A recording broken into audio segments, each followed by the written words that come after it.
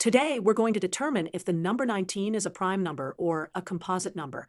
Before we dive into 19, let's remind ourselves what these terms mean.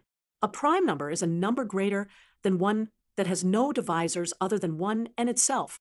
A composite number, on the other hand, can be divided by numbers other than 1 and itself. Let's take a closer look at the number 19. We want to see if there is any integer between 2 and 19 that divides 19 evenly. To check if 19 is a prime number, we don't need to test all numbers up to 19. We only need to check divisibility by numbers up to the square root of 19. Since if 19 had any divisors larger than the square root, it would necessarily have smaller codivisors. The square root of 19 is approximately 4.35. So we're only going to check divisibility by 2, 3, and 4. Let's start with 2.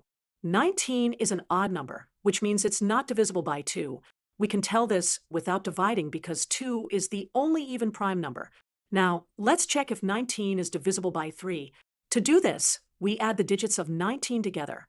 1 plus 9 equals 10. A number is divisible by 3 if the sum of its digits is divisible by 3. But 10 is not divisible by 3, which means 19 is also not divisible by 3.